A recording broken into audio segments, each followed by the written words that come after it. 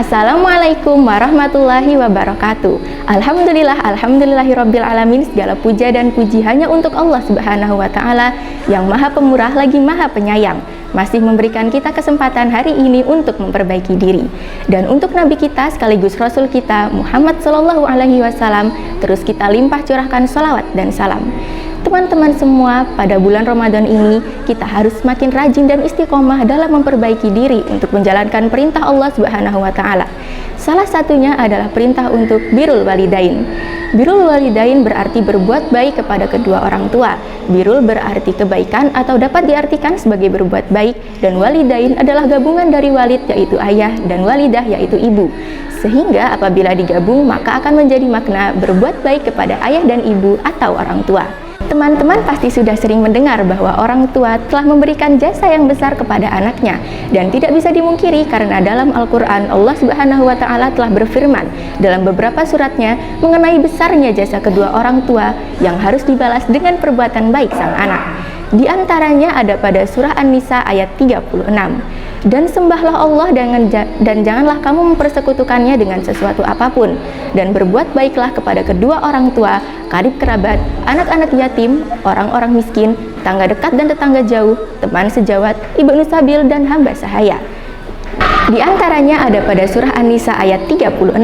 Dan sembahlah Allah dan janganlah kamu mempersekutukannya dengan sesuatu apapun, dan berbuat baiklah kepada kedua orang tua, karib kerabat, anak-anak yatim, orang-orang miskin, tetangga dekat dan tetangga jauh, teman sejawat, ibnu sabil dan hamba sahaya yang kamu miliki.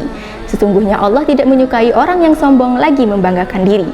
Sedikit menjelaskan, ibnu sabil berarti orang yang kehabisan bekal di perjalanannya atau anak yang tidak diketahui ayah ibunya. Kemudian ada pada surah Al-Isra ayat 23-24. Dan Tuhanmu telah memerintahkan agar kamu jangan menyembah selain Dia, dan hendaklah berbuat baik kepada kedua orang tua. Jika salah seorang di antara keduanya atau kedua-duanya mencapai usia lanjut dalam pemeliharaanmu, maka sekali-kali janganlah engkau mengatakan kepada keduanya perkataan "ah", dan janganlah engkau membentak keduanya, dan ucapkanlah kepada keduanya perkataan yang baik.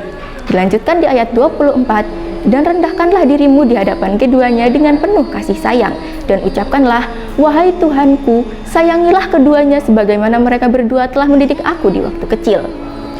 Dan ada pada surah Al-Kahfi ayat 80-81. Dan adapun anak muda kafir itu kedua orang tuanya mukmin, dan kami khawatir kalau dia akan memaksa kedua orang tuanya kepada kesesatan dan kekafiran.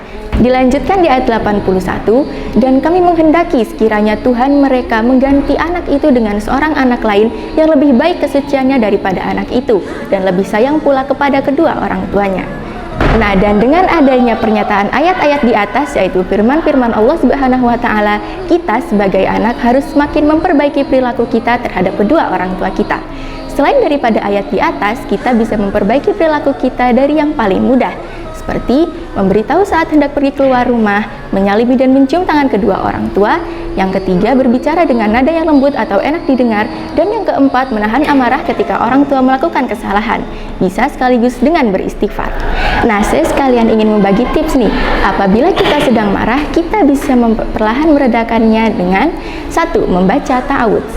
Ada kalimat kalau diucapkan niscaya akan hilang kemarahan seseorang, yaitu a'udzubillahi minasyaitonirrajim. Aku berlindung kepada Allah dari godaan setan yang terkutuk. Hadis riwayat Bukhari Muslim.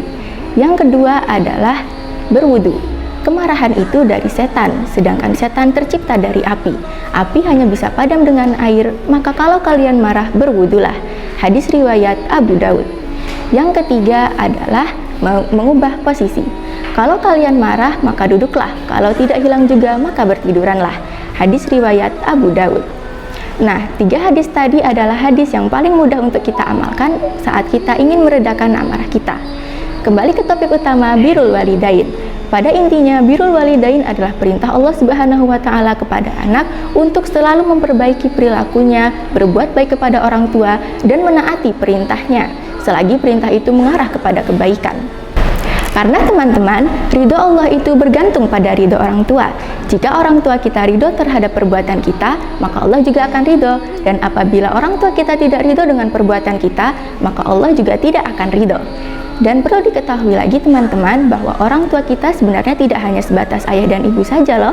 Orang tua kita ada 3, yaitu yang pertama ayah dan ibu, kedua mertua, dan yang ketiga adalah guru. Nah, kalau kita melakukan birrul walidain, sebenarnya kita tidak akan rugi juga loh. Keutamaan-keutamaan dari birrul walidain sangat bermanfaat bagi kita. Yang pertama adalah melancarkan rezeki. Dari Anas bin Malik, dia berkata, Rasulullah bersabda, barang siapa yang ingin dipanjangkan umur baginya dan dilancarkan rezekinya, maka hendaklah dia berbuat baik kepada kedua orang tuanya dan menjalin silaturahmi. Hadis riwayat Ahmad. Yang kedua adalah pintu surga pertengahan. Rasulullah bersabda bahwa orang tua adalah pintu surga paling pertengahan. Maka jika engkau mampu, maka tetapilah atau jagalah pintu tersebut. Hadis riwayat Ahmad. Yang ketiga adalah sarana menghapus dosa. Dari Umar bahwasannya seorang laki-laki datang kepada Nabi dan berkata, "Wahai Rasulullah, sesungguhnya aku telah terjatuh kepada suatu perbuatan dosa besar. Apakah masih ada taubat bagiku?" Nabi bersabda, "Apakah engkau masih mempunyai ibu?" Dia pun menjawab, "Tidak." "Apakah engkau masih memiliki bibi dari pihak ibu?" Laki-laki itu menjawab, "Ya." Nabi bersabda, "Maka berbuat baiklah kepadanya." Hadis riwayat At-Tirmizi. Itu saja yang bisa saya sampaikan pada kesempatan kali ini. Terima kasih banyak. Wassalamualaikum warahmatullahi wabarakatuh.